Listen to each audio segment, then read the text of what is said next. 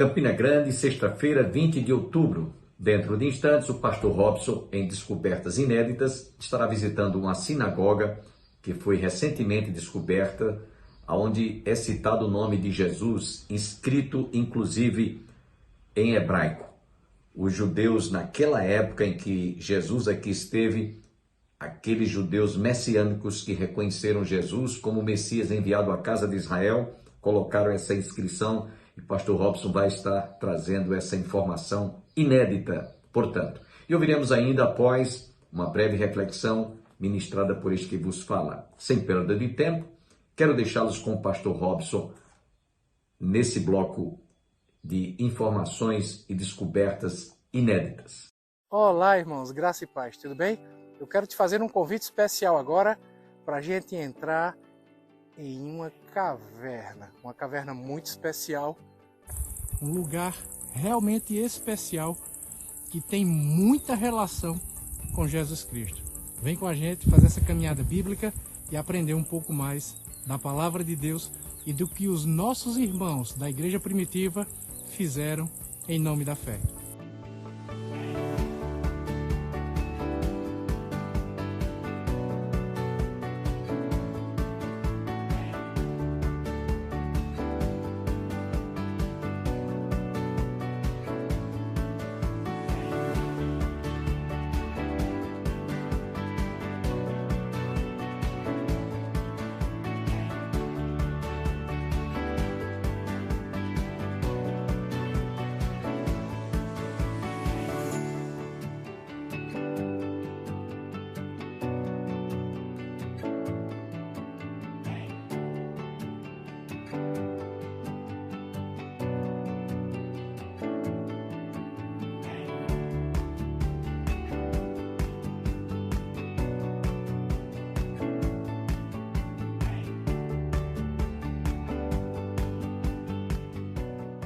Pessoal, nós estamos dentro de uma cisterna. Essa cisterna ninguém sabe ao certo quem fez. Nós sabemos que o mínimo que nós podemos afirmar é que ela é do século I. Essa é uma cisterna que fica numa comunidade conhecida como Beit Loia ou Beit Lehi. E essa cisterna foi desativada, foi construída uma escada ao lado. E aqui dentro ela foi transformada, talvez, em um lugar de culto a Jesus Cristo. Nós estamos falando dos primeiros cristãos. E por que a gente diz isso? Você vê aqui atrás de mim o que parece ser a inscrição mais antiga que faz menção a Jesus Cristo. Nós temos aqui a presença de uma cruz e em grego escrito Iesus Ode, que significa Jesus presente, ou Jesus está presente. E o que é interessante aqui, nessa inscrição? Deixa eu me falar primeiro sobre ela, depois eu falo sobre a inscrição em cima e sobre a gravura feita abaixo também. Ao que parece, essa inscrição foi feita por alguém que não era tão versado no grego, alguém que não conhecia o grego tão bem assim. Os especialistas em grego dizem que a maneira como a palavra, a frase, foi construída mostra que ela foi escrita por alguém que não era tão fluente, tão versado na língua grega, o grego koiné, que é a língua que foi utilizada para escrever o Novo Testamento. E isso foi muito bom. Por quê? Se, de acordo com os linguistas, a frase tivesse sido construída da forma certinha, quem chegasse aqui, seja arqueólogo, historiador, linguista, poderia afirmar que ela foi escrita por alguém que dominava a língua grega, logo, um gentio. Mas não é o caso. Isso quer dizer que, muito provavelmente, essa é uma frase que foi escrita por um judeu que passou a crer em Jesus Cristo. Um judeu ou um grupo de judeus que passou a crer em Jesus Cristo. Por isso ela foi construída utilizando o grego, que é a língua do Novo Testamento, que era a língua que a maioria das pessoas falava naquela época, no século I, mas ela foi construída, como eu já disse, de maneira não tão correta assim. Parece que não era a língua materna de quem escreveu.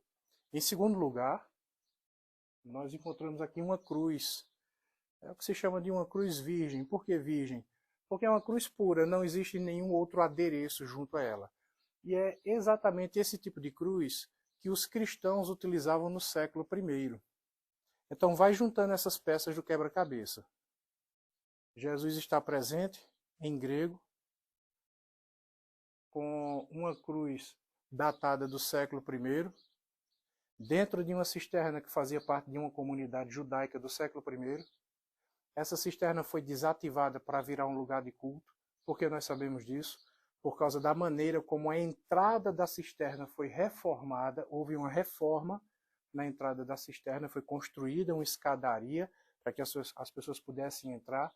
E é um lugar assim de difícil acesso, é um lugar complicado de você entrar, o que aponta para a possibilidade de ser um local de culto, um local secreto.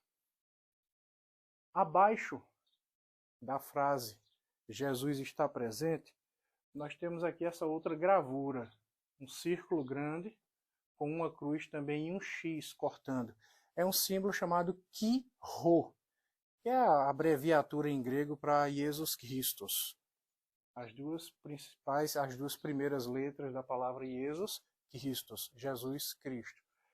A questão, o problema é que esse símbolo só passou a ser utilizado pelos cristãos ali por volta do século IV, V, VI, na época bizantina.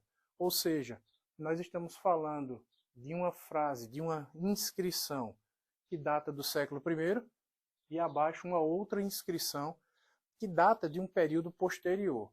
E isso é reforçado não apenas pela presença dos símbolos da cruz, que são diferentes, de épocas diferentes, mas também, se você puder observar a gravura de perto, vai ver que essa gravura de cima do século I, ela tem uma largura e uma profundidade, toda ela. E a gravura de baixo tem uma largura diferente e uma profundidade diferente.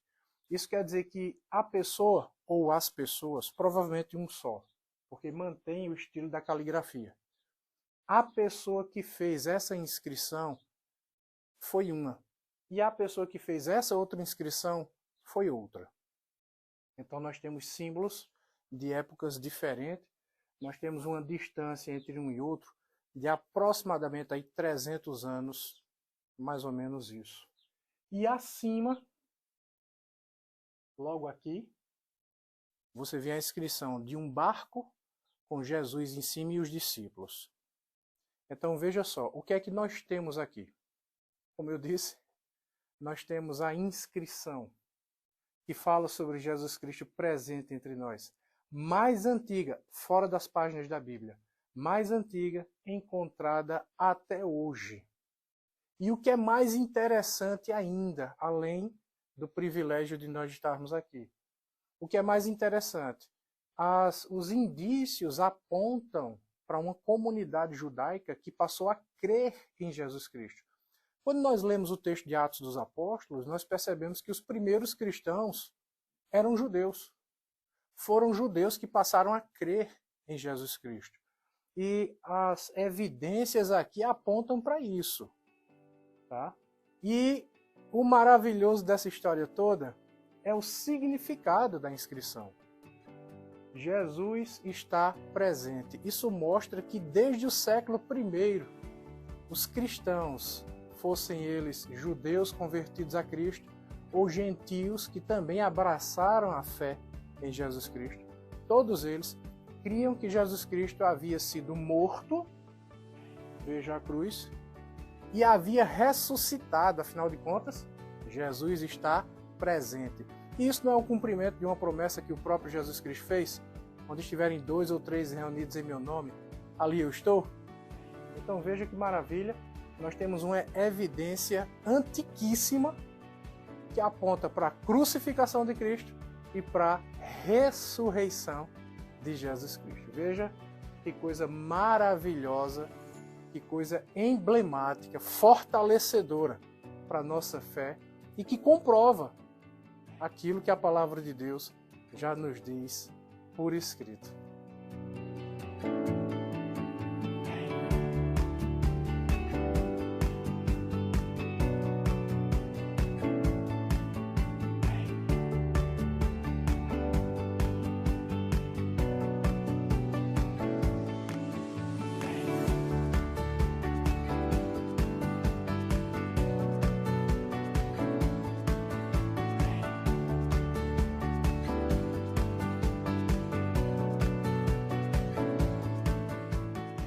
Espero que você tenha gostado desse vídeo, que ele tenha te ajudado a entender um pouco mais da fé que os nossos irmãos da igreja primitiva tinham, de acordo com aquilo que o livro de Atos dos Apóstolos nos diz.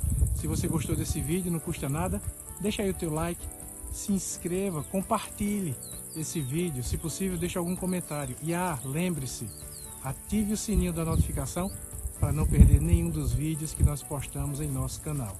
Deus te abençoe. Um grande abraço e um cheiro no seu coração. Tchau.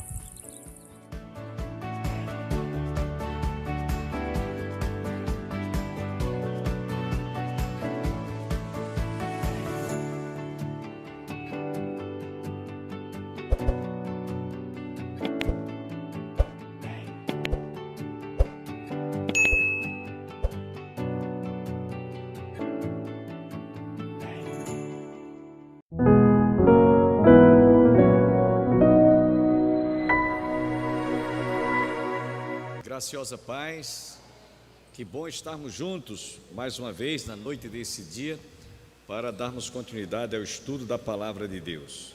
Sem perda de tempo, vamos ficar em pé e vamos abrir as nossas Bíblias no livro de 1 Tessalonicenses, capítulo 4. Vamos ler apenas 4 versículos, os versículos 9 a 12. E por incrível que pareça, embora sejam apenas 4 versículos, mas nós vemos aqui que parece-me que Paulo, nesses 4 versículos, ele fez um tratado. Eu diria que talvez seria suficiente para ele descrever nesses poucos versículos, 4 versículos apenas, um verdadeiro tratado sobre o amor. Amém?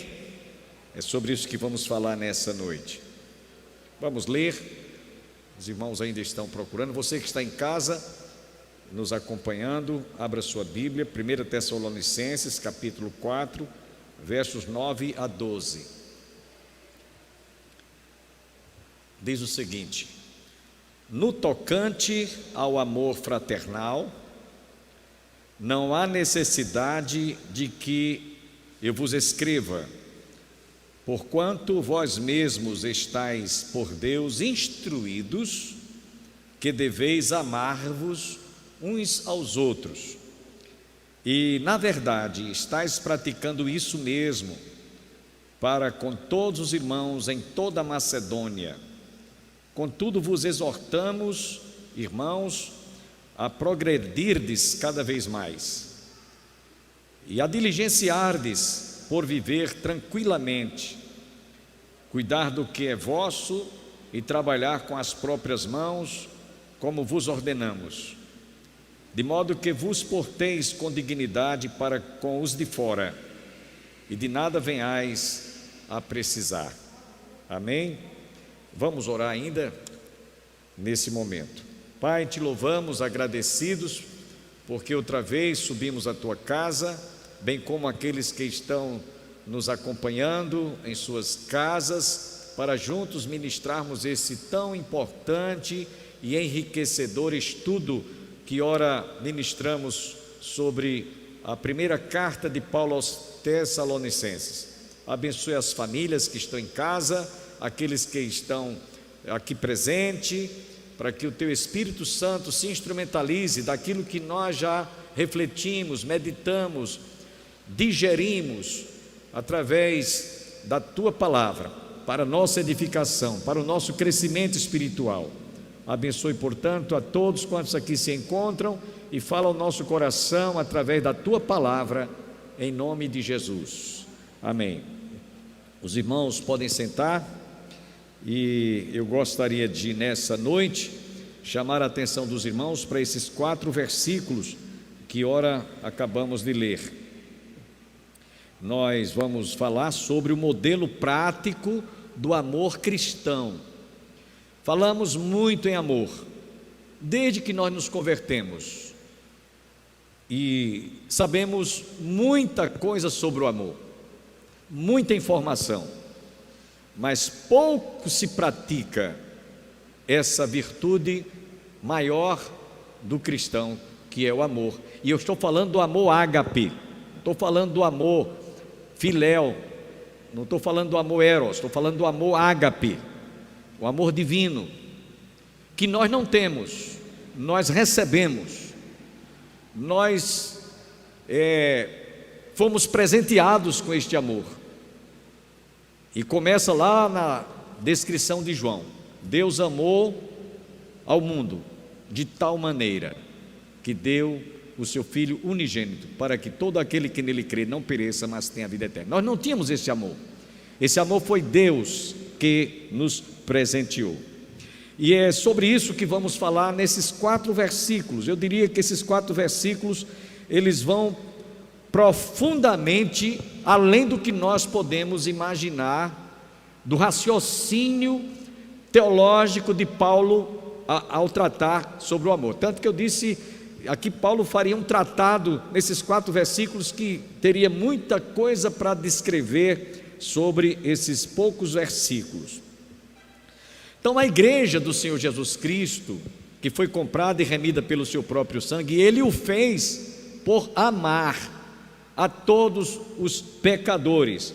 E esse amor demonstrado foi tão grande, foi tão forte, ao ponto dele dar, ele se doar, entregando a sua vida para morrer em nosso lugar. Por isso Paulo declara, inclusive escrevendo na sua segunda carta aos Coríntios, capítulo 5, a parte A do versículo 14, ele diz: o amor de Cristo nos constrange. O amor que Jesus demonstrou por nós nos constrange a nós não termos nenhuma dificuldade e nem medirmos esforços para demonstrarmos o nosso amor para com Ele. Porque tem alguma coisa que você faça que seja maior do que o que Jesus fez por amor a mim e a você? Não existe. Você pode pensar no maior sacrifício que você imagine que você poderia fazer, mas jamais será considerado o mínimo do que Jesus fez por todos nós. E inclusive encontramos também o apóstolo João falando que nós o amamos. 1 João capítulo 4 versículo 19, nós amamos a Ele porque Ele nos amou primeiro. Então verifiquem aí que nós não tínhamos esse amor que Deus nos fez conhecer através do seu Filho. Porquanto nós vamos ver nesses 4 versículos o quanto Paulo foi profundo em falar sobre esse título que nós demos, o modelo prático do amor cristão. E vale a pena, meus irmãos, considerarmos que esse tratado a respeito do amor como modelo prático para o cristão não foi apenas para a igreja lá em Tessalônica, ou em Salônica, hoje chamada Salônica, mas para os cristãos da Macedônia e Acaia, que compreendia toda a Grécia, e por que não dizer os cristãos que viveram em séculos posterior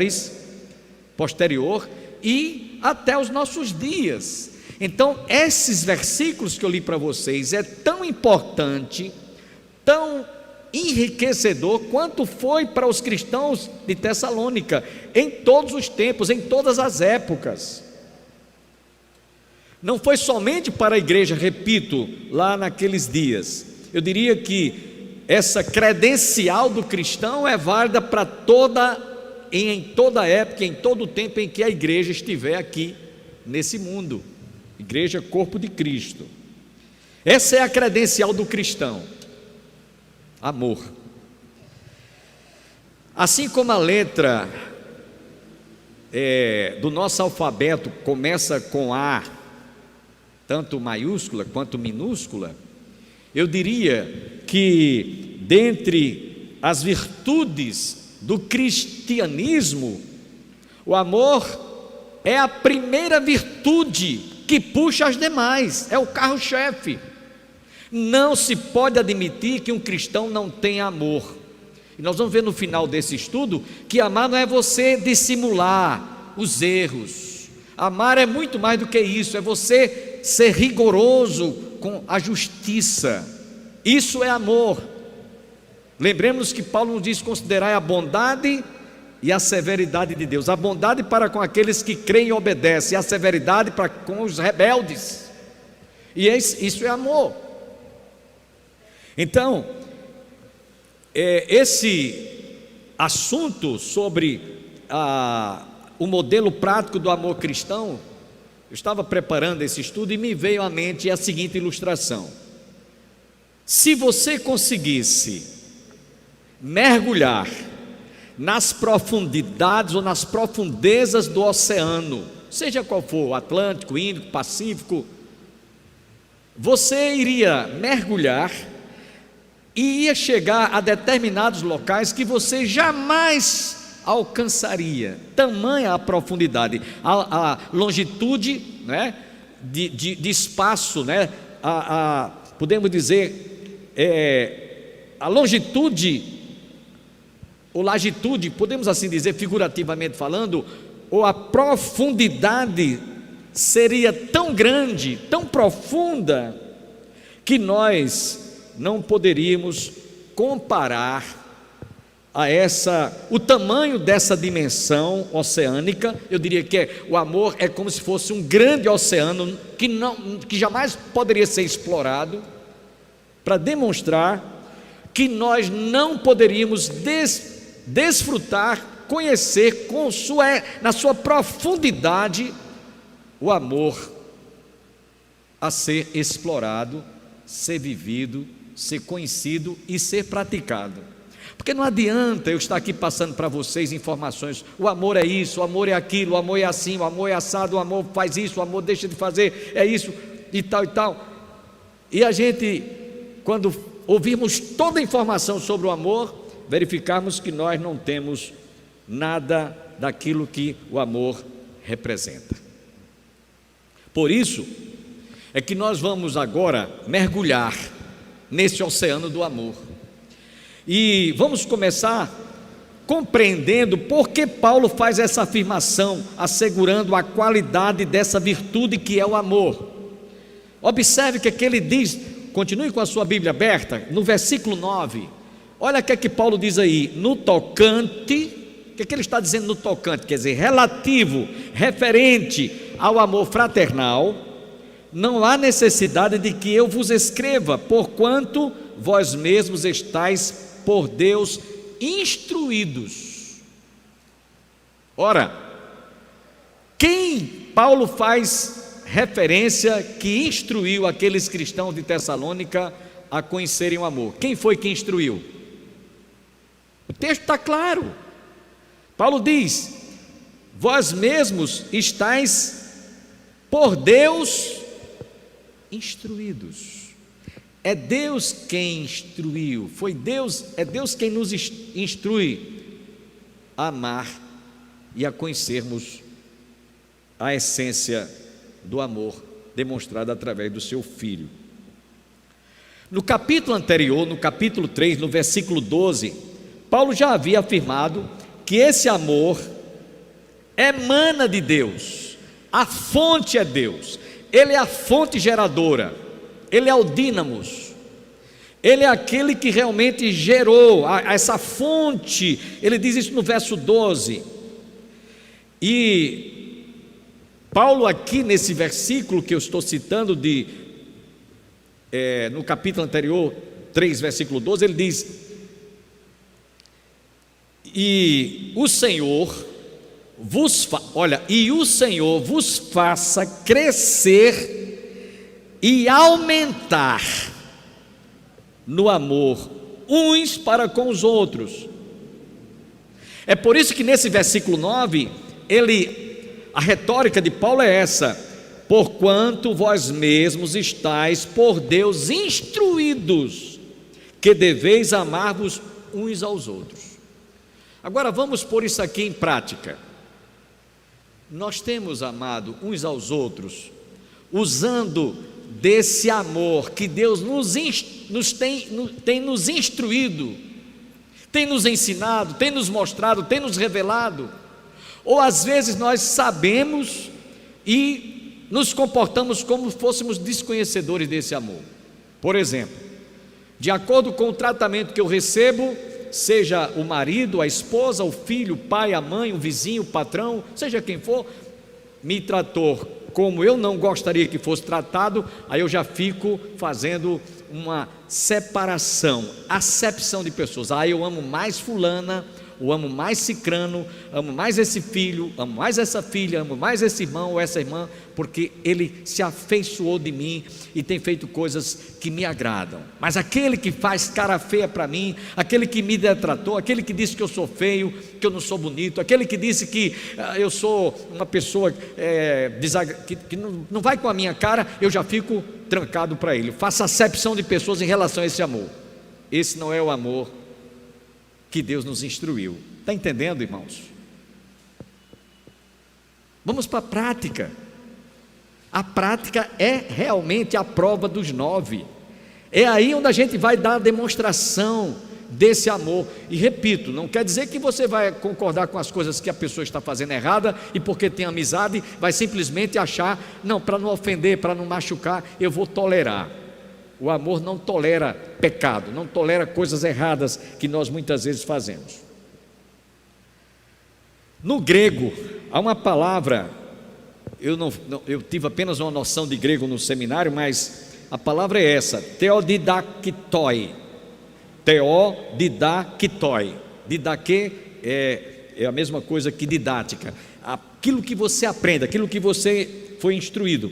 Traduz-se que há no coração daqueles que possuem o amor divino, outorgado por Deus através do seu Filho Jesus Cristo, para que nós, não temos amor de nós mesmos, recebamos esse amor de Deus, instruído por Ele, para compartilhar uns com os outros.